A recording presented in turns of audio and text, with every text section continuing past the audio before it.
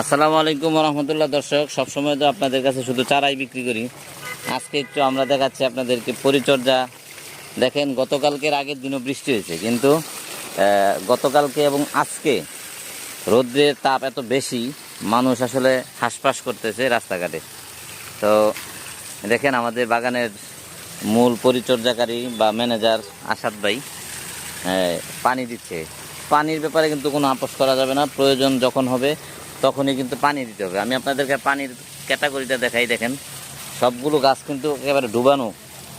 এই যে এখানে কাঁঠাল গাছ পানি সহ্য করতে পারে না, তারপরও পুরা গাছগুলো কিন্তু আমরা ভিজাই দিতেছি। গাছ শুধু আমনে গাছের গোড়ায় পানি দিলে হবে না, পুরা গাছকে শীতল করে দিতে হবে। তাহলে দেখবেন গাছগুলো অনেক সুন্দর মতনে আবার গজাবে। তবে একটা ব্যাপার হচ্ছে, পানি থাকা অবস্থায় কিন্তু পানি দেওয়া যাবে না।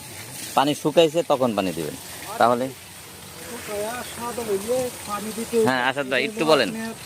এটা আমরা বাগানে কেন পানি দেই জানেন? হ্যাঁ, আমাদের বাগানে সব গাছ হইলো প্যাকেটের মাঝে। আচ্ছা, মানে প্যাকেট মাটির উপরে বসানো।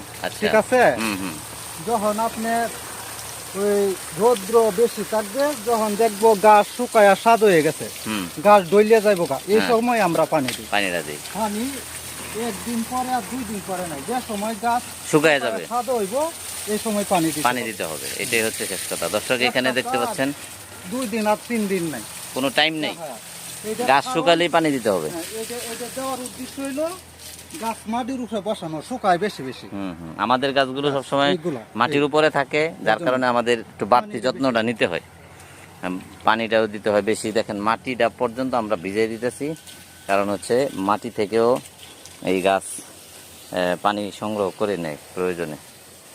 তো আপনারা এখান থেকে কিছুটা নেবেন। পানি দেওয়ার ক্ষেত্রে ছাদে হোক কিংবা মাটিতে হোক, কখনোই অলসতা করা যাবে না। পানি পর্যাপ্ত দিতে হবে শুকায় গেলে, এবং পুরো গাছ ভিজাই দিলে আরও ভালো। আর যদি মাটিতে রোপণ করে ফেলেন, সেই ক্ষেত্রে পানির অবস্থা বুঝে, অর্থাৎ গাছের গোড়া বেশি শুকায় গেলে তখন দিতে পারবেন, সমস্যা নাই। তো দর্শক, আজকের এই ভিডিওটা আপনাদের গাছের পানি দেওয়ার ক্ষেত্রে, পরিচর্যার ক্ষেত্রে উপকারে আসবে, সেজন্য করলাম। সকলে ভালো থাকবেন। আসসালামু আলাইকুম রহমতুল্লাহ।